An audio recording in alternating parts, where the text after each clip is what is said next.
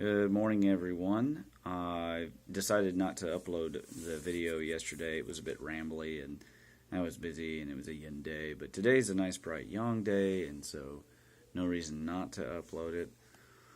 So let's, my boys won the game last night. It was awe-inspiring. They played 4 versus 5 in the fourth quarter because one of our stars had fouled out, not having anyone to sub, and so it was just absolutely awe-inspiring to watch. I'm very happy about that. So, Art of War, it really mattered a lot to know that one of the refs was already kind of ticked at people, and so I didn't get on his last nerve. I want to talk about Tesla here in a second, but let me open up this Bitcoin thing, and we're going to look at that too today while I'm on here. So, I was on the last page of the autobiography of Nikola Tesla, and I want to point out something. I don't know, I guess the guy probably knew he was a genius, but for God's sakes, at the top of the page 89 here, he's talking about missiles, right? Capable of immense speed, very likely to furnish powerful arguments for peace in the near future. Such a machine is sustained and propelled entirely by reaction. Missile. It is shown on one of the pages of my lectures. And project a missile of this kind into the air and drop it almost on the very spot designated, which may be of thousands of miles away. Now, that's prediction one. We're not going to stop at this. Telautomats, which is basically robots. Why do we call them robots if he invented the idea? Shouldn't we be calling them telautomats? I mean, I'm not saying that's a good word. I'm just saying, how much history rewriting? We're just going to write this guy, his genius, out of history here. Will ultimately produce, capable of acting as if possessed of their own intelligence. So he's talking about AI. And their advent will create a revolution. As early as 1898, it proposed to representatives of a large manufacturing concern the construction public exhibition of an automobile carriage, which, left to itself, would perform a great variety of operations involving something akin to judgment. But my proposal was deemed chimerical at the time. Nothing came of it. So there was the next two. So he's talking about robots and AI. At present, many of the ablest minds are trying to devise expedients for preventing a repetition of the awful conflict, World War I. This is written in 1920, which is only theoretically ended in the duration of main issues of which I have correctly predicted in an article printed in the Sun of December 20, 1914. He did, actually. The proposed League of Nations is not a remedy, but on the contrary, in the opinion of a number of competent men, may bring about the results just the opposite. World War II. So there he is, predicting World War II. This is the same page. It's particularly regrettable that a punitive policy was adopted in framing of terms of peace, because a few years hence it will be possible for nations to fight without armies, ships, or guns by weapons far more terrible, the destructive action and range of which there is virtually no limit. Atom bomb. Right? So he was foreseeing all those things and wrote about them all right there. So he saw the 20th century going. And then he goes on to talk about the ending of the seventh sun here. So, if we want to avert an impending calamity in the state of things which may be transform the globe into an inferno, we should push the development of flying machines and wireless transmission of energy without an instant's delay with all the power resources of the nation. So he's talking about drones, and he talked about drones earlier. So, in other words, guys, the FBI didn't just take his stuff. They used it. We are living in the world that Tesla predicted. And the global policy is dictated by exactly his plan for how to keep the peace. Mutually assured destruction was one of the inventions of Tesla. That's what I realized this morning. MAD was Tesla's idea. And they didn't outwardly listen to him, but they took his stuff and they implemented it.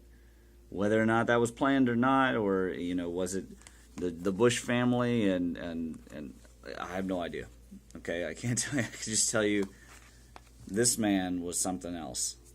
He also predicted the problems of feminism long term. I mean, this guy just knew exactly what was going to be happening. So I'm in awe.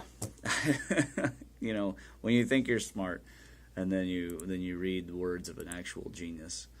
As Einstein said, somebody asked him, what's it like to be a genius? He said, I don't know, go ask Nikola Tesla.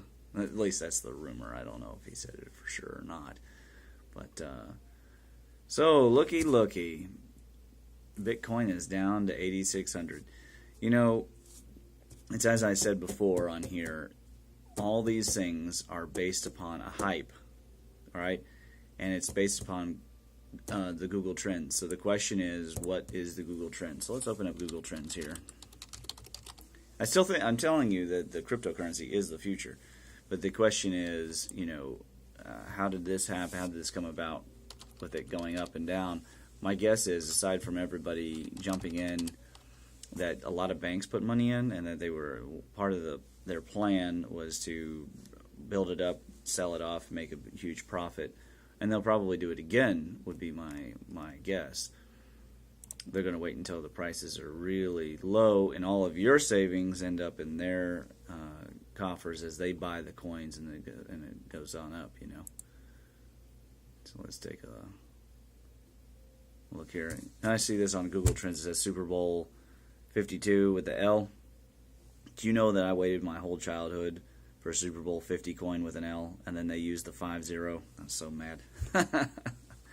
Let's see here. So we put in here, buy Bitcoin. Let's see here. What's the trend? What's the trend going here? You can do this yourself, by the way. Google Trends is a free thing. Oh, yeah, it's terribly crashed compared to from before. The trend is still a downward trend, right? And a downward channel is a downward channel. I was talking about this on Crypto Bobby's, you know, and my comments hardly ever get likes on YouTube. Very rarely do I get like the 100 likes or whatever. I just flat out said, you know, it's a downward trend. And the problem with downward channels is you don't know where they're going to bounce at the bottom, and you don't know when it will break out towards the top. And you have one breakout doesn't necessarily mean the channel's over. And it can really fool people into buying suddenly, and it's still on a downward trend. Now, in fact, let's open up the BTC price chart.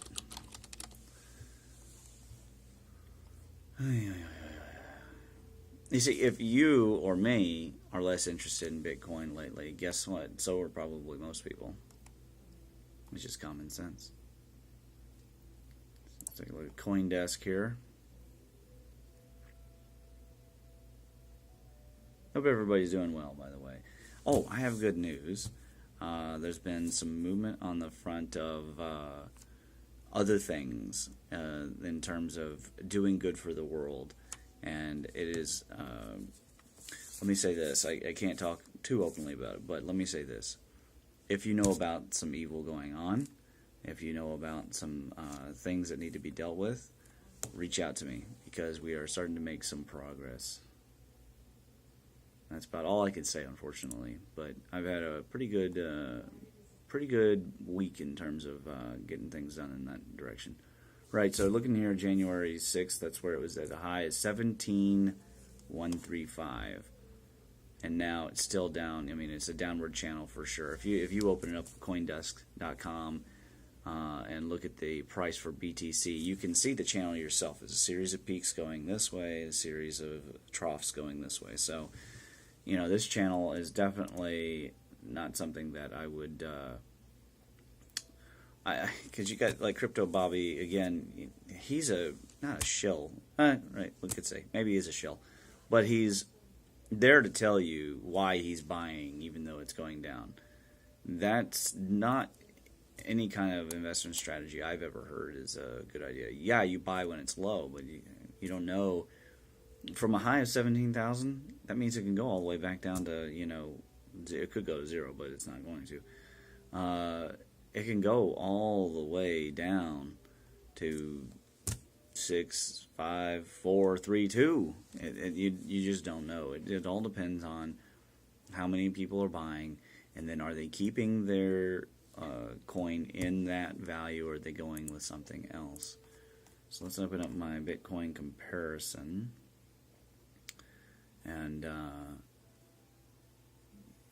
what we're going to do here, I think what I'm going to do is I'm going to change the name of this file. I'm going to call it January 2018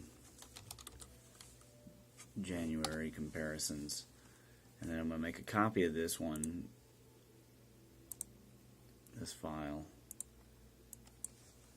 I'm going to call it 2018 February. I'm going to get some clean analysis.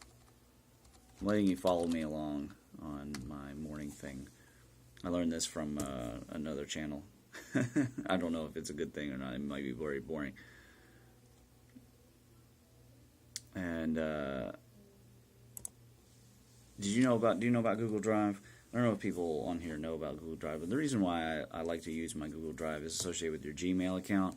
And aside from the fact that it's free, it's very powerful. You can create submission forms that timestamp everything. I do this a lot. I have my son working on waterfall maps and arch maps and different things like that, and it keeps exact timestamps of when you enter things. Now in this case, I'm just copying data from what's this website? CoinMarketCap. They have a market cap list that's pretty handy. The unfortunate thing is I have to hit the duplicate key, and being a web, this is the downside versus something like the old days. You use Excel, or you could even use OpenOffice. I don't know if you're familiar with OpenOffice. Never buy Microsoft Office, folks. You can get it for free via OpenOffice, which is totally free and has like 98-99% of the same functionality, even the running of Visual Basic. And so if you run macros, you can do that. You can't run macros with Google Spreadsheets, so because of the potential for viruses. But you can with OpenOffice, and then you can take your stuff after you've run your macros, and then you can put it into, then you can upload it to your Google Drive. So what I'm just doing here is I'm just renaming these sheets to be today's date. And then I got to go over here to the market cap. I highlight, copy all these guys. I copy the top 100, I'm not going to chase every daggone coin out there. I mean, I'm sure that there are some quick rising ones down below. All these guys, they are moving their coinage from one area to another. They're just shifting around, causing the price to go up, and then they're hoping to get out before everybody else does. And that's sort of why it's a Ponzi scheme. Now, you could create growth that way. You could totally get very, very rich. But I think it's very dangerous for the average investor. So, alright, so now I got to go into my graphs page and adjust these guys. I'll try and keep talking while I'm doing this. Man brain, we're not very good at doing two things at once. So I may occasionally talk slower. I may have a funny looking face on at the same time. You can laugh, that's okay. So what I'm doing here is I have a series of graphs that are essentially ratios, and the ratios tell me, we're looking at volume and market cap and price. And by using these ratios, I kind of determine who I think is, a viable coin and who's probably just a scam. It doesn't mean you can't make money. I'm just saying, like, some of these coins are scams. Like BitConnect died in January. BitConnect died. Why? Because it was a scam and everybody figured it out. And by scam, when you call something a scam in the crypto world, then that's really truly a scam. I mean, that's like a serious scam. And see, now I'm changing the dates, on these comparisons. Each time I update this, I have to use the same spreadsheet, and so what I do is I end up changing the date comparisons in here, and that gives me the ability to create trends. Again, these trends are based on my ratios and not on just price alone, although price is obviously a factor.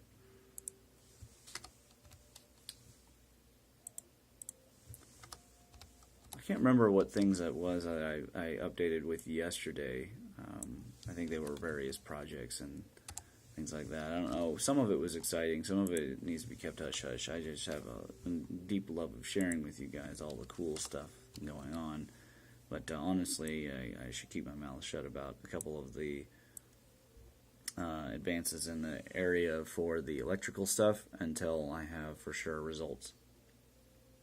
Sorry, I was going to sneeze. Did you know about Do 26? And sometimes you can prevent a sneeze if you use Do 26. It used to work a lot better for me, but I think my body has gotten kind of used to me doing it. Alright. So now I can delete some of these. I don't need some of these columns anymore. So what I can do is put that one for that date, and then this will be the date I want, and then all these can go away. Don't need them anymore right now.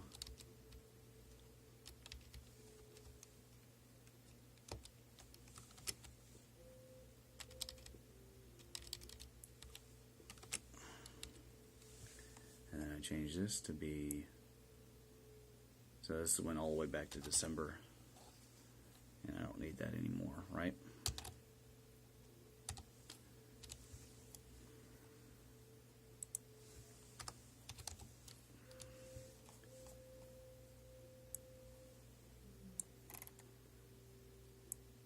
Alright, so now, taking a look at this. Wow. That is straight awful. I'm going to just show you real quick. I'm going to pull this around. Take a look at this percent change column. They are all just terrible. So all the coins that I was looking at originally, as they are being compared to their past, are just in an awful place. That's not good. Not gonna lie.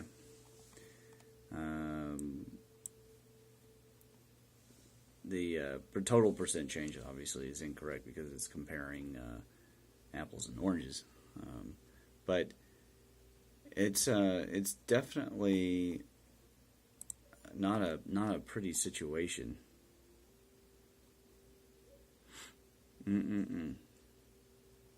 But what are you going to do? I mean, these prices they're going to reflect. They're going to reflect some changes of sentiment in the market. You know, they're going to change. They're going to reflect some changes of opinion about whether or not cryptocurrencies are actually viable. They're going to reflect people moving their money again from these coins. These are coins that I had looked at were Quantum. I remember when Quantum was up, gosh, Quantum had to have been up 200 and something %. And Dragon, I remember, spiked it like 700% up.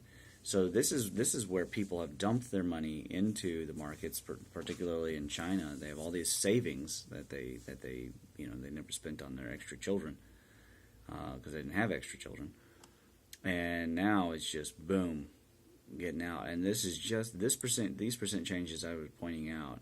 You know, Bitcoin down 23%. That's only since the 29th of January. So this is if it were a looks like DGD has gone up by 45%. But, if this were the stock market, you could definitely pull some routines and go bearish, right? This would be a bearish trend. You can make lots of money that way. I suppose with futures, you could short the futures market for Bitcoin or Bitcoin Cash, but I don't see any reason to believe in this market right now. I mean, it's just, frankly, it's terrible. And what are you going to do? The market speaks, and reality is reality. You can't fight reality. So that's why you observe first before you go all in. And I know people who went all in, and that's fine.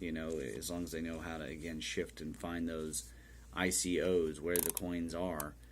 But I mean, according to this, almost all almost every coin that I was previously looking at has turned into the equivalent of a scam. I mean, there's only a few that aren't scams, and even still, I mean, I'm looking just at their volume to supply ratio. Very few of them have a volume to supply ratio above 1. Very few. And almost none of them have a captive volume ratio that seems reasonable. So, and then the supply to price, that's the killer. Out of all the top 100, or let's see, I guess I got the top 50 here in my graph, only 2 of them seem reasonably priced, where there's not a supply that is just an inordinate amount. Times are changing, and we got to pay attention to those changes and just know what's going on at all times. I don't know. I couldn't tell you how to be a Tesla. I honestly couldn't. What I can tell you is we've got to pay attention to all the things that are going on. We can't get stuck in any one little microverse. These people that they're getting all stuck into the crypto microverse, and they're going to regret if they don't have their ears to everything. Paying attention to Google Trends, that's just like 101 there. Well, anyways, now you followed me through a morning routine, which included also, of course, making this video. I want to say that I hope you all have a very good weekend. I have a busy weekend planned, home viewing and travel and a meeting, and wish me luck on the meeting because it's about the books, and also discussing coaching with my brother. He's wanting to learn more about basketball and coaching, so hopefully everything goes really well and smooth and everyone stays safe. It's quite warm out there. Watch out for that polar vortex. It's very dangerous. And I wish you all the best, and you have a great weekend.